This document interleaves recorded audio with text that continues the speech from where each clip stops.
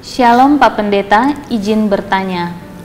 Salomo mengakhiri hidupnya sebagai penyembah berhala. Otomatis Salomo sudah meninggalkan Tuhan. Pertanyaan saya, apakah Salomo diselamatkan atau tidak? Terima kasih Pak, Tuhan Yesus memberkati. Ya, sebenarnya apakah Salomo benar-benar murtad? Itu juga ada dalam perdebatan di kalangan para penafsir. Maksudnya murtad ini dalam pengertian murtad sungguh-sungguh. Ada yang menganggap bahwa Salomo benar-benar murtad, tapi mayoritas penafsir justru menganggap dia tidak benar-benar murtad. Ya, karena Alkitab tidak mengatakan dia dengan sepenuh hati meninggalkan Tuhan. Yang Alkitab katakan adalah dia tidak sepenuh hati mengikut Tuhan. Ya, coba lihat 1 Raja-Raja 11. Sebab pada waktu Salomo sudah tua, istri-istrinya mencondongkan hatinya kepada allah-allah lain. Jadi memang hatinya condong, sehingga ia tidak dengan sepenuh hati berpaut pada Tuhan. Tidak dengan sepenuh hati, berarti hatinya tidak penuh berpaut pada Tuhan. Tapi berarti masih ada berpaut dikit-dikit. Ada ya, hanya tidak penuh ya. Ayat 6. Salomo melakukan apa yang jahat di mata Tuhan dan ia tidak dengan sepenuh hati mengikut Tuhan. Berarti dia masih ikut Tuhan, hanya tidak sepenuh hati karena sudah terbagi. Ya. Cintanya pada Tuhan terbagi. Cintaku terbagi dua. Nah, ini memang masih bisa diperdebatkan. Tapi kalau kita berbicara tentang apakah Salomo itu selamat atau tidak, maka penting pertanyaan. Seandainya memang Salomo betul-betul murtad, ya, kira-kira dia bertobat nggak di akhir hidupnya? Kalau dia bertobat ya dia selamat. Tapi kalau dia tidak bertobat, ya dia memang tidak selamat. Masalahnya Alkitab tidak bicara dia bertobat atau tidak bertobat. Alkitab diam tentang hal itu. Ya.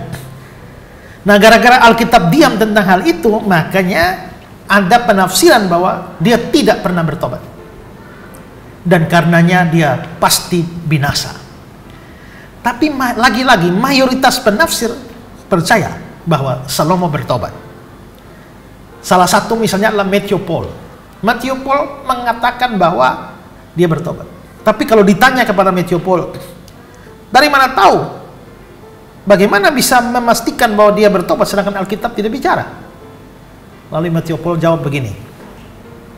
Kita tidak pernah membaca tentang pertobatan Adam, Nuh setelah ia mabuk, Lot, Simpson, Asa dan sebagainya. Apakah karena itu kita akan menyimpulkan bahwa mereka semua dihukum? Diamnya kitab suci merupakan satu argumentasi yang lemah dalam persoalan-persoalan sejarah. Jadi bisa jadi mereka semua bertobat, hanya Alkitab tidak cerita. Ya, Alkitab tidak cerita.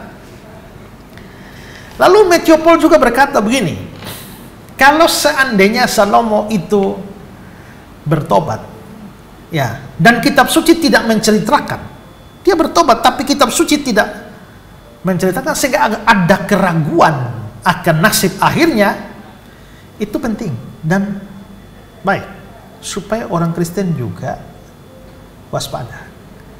Ya, karena Salomo menyembah berhala akhirnya juga selamat juga.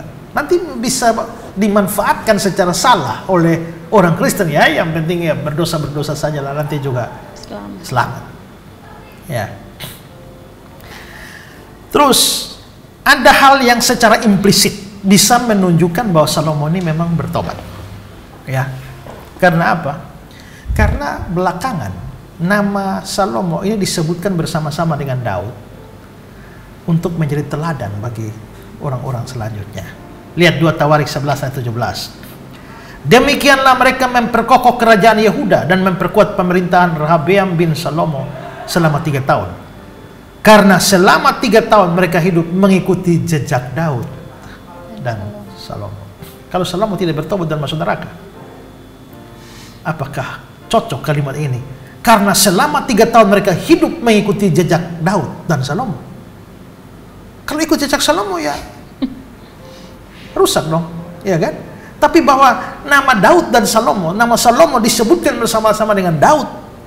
Dengan kata lain, mereka mengikuti cara hidupnya. Berarti bisa kita lihat secara implisit Salomo pasti bertobat. Makanya namanya muncul. Lagi pula kitab Pengkhotbah ditulis oleh Salomo. Ya, itu setelah pertobatannya, menunjukkan pertobatannya dia tulis. Makanya dia bilang segala sesuatu sia-sia. Dia ini orang kaya, raja hebat, penuh dengan hikmat, semua dia punya. Tapi ternyata, ya, apakah itu membawa dia pada keberhasilan? Malah dia jatuh pada penyembahan berhala, mendukung istri-istrinya, sampai akhirnya segala sesuatu sia-sia. Kekayaan sia-sia, nama yang tenar sia-sia, kedudukan, kejayaan, semua sia-sia. Makanya tema kitab Pengkhotbah itu adalah segala sesuatu sia-sia. Tapi kitab itu ditulis oleh Salomo setelah pertobatannya. Nah, seandainya Salomo tidak bertobat dan dia masuk neraka, ini ajaib bahwa di dalam kitab suci kita ada salah satu penulis kitab suci yang masuk neraka.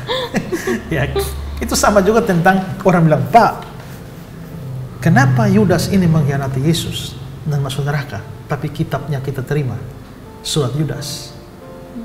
Masalahnya dia pikir surat Yudas itu ditulis oleh Yudas Iskariot. Bukan.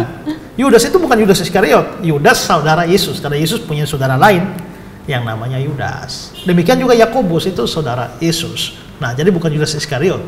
Tapi kalau Pengkhotbah ini pasti dari Salomo. Ya. Tapi bisa juga Amsal dan lain itu adalah penulisannya sebelumnya. Tapi Pengkhotbah jelas setelah masa tuanya itu. Ya. Dan kalau dia tidak bertobat dan binasa, terus bagaimana kitab Pengkhotbah bisa muncul dan kitab suci ditulis oleh orang yang binasa? Ya. Karena itulah maka Matthew Poole dan juga banyak penafsir lain percaya bahwa Salomo bertobat, dan karena itu dia diselamatkan, dan saya setuju dengan para penafsir ini. Seperti kisah Yunus juga. Yunus kan akhirnya hanya menggerutu. Ya. Tidak ditulis. Dan tidak dicatat lagi bagaimana selanjutnya. Ya.